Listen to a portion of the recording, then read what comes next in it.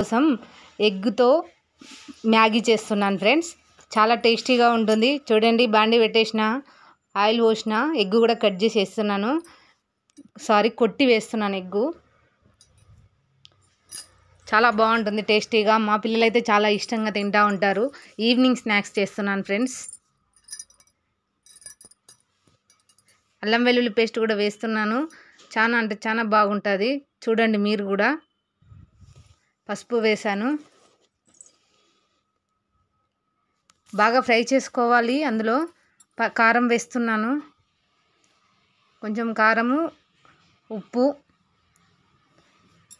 అంటే మా పిల్లలు కొంచెం కారంగా తింటారు, అందుకే కొంచెం కారం ఎక్కువ వేస్తున్నా. ఉప్పు వేస్తున్నాను చూడండి. సరిపడా ఉప్పు వేసిన. ఇప్పుడు కలిపెట్టుకొని దాంట్లో కొంచెము మసాలా వేసుకోవాలి.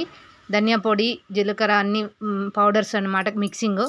అయితే ఇందాక నేను బాయిల్ చేసుకున్న సేమియా ఉంది కదా, అది ఒక 5 మినిట్స్ వేడి నీళ్ళలో వేసి తీసాను.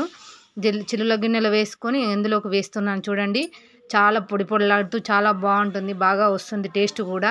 చాలా బాగుంటుంది.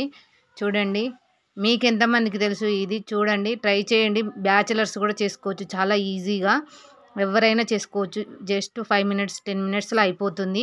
చూడండి ఎంత బాగా టేస్టీగా ఉందో. లాస్ట్లో కొంచెం కొత్తిమీర వేసుకొని ఇంకా కలదిప్పేసుకొని తీసేసుకోవడమే. చూడండి, మా పిల్లలు అయితే ఆగట్లేరు. ఇప్పుడే ఇందాకే స్కూల్ నుంచి వచ్చారు. ఆకలి ఆకలి అంటున్నారు. చూడండి, ఈవినింగ్ స్నాక్స్గా నేను మా పిల్లల కోసం చేసిన. ఎంత వేడివేడిగా ఉందో. ఇగో ప్లేట్లలోకి తీస్తున్నాను చూడండి. మా పిల్లలు ఎలా తిన్నారనేది ఇంకో వీడియోలో కూడా పెడతాను. చూడండి, మా ఛానల్ని సబ్స్క్రైబ్ చేసుకోండి ప్లీజ్ ఫ్రెండ్స్. బాయ్ బాయ్ అందరికీ.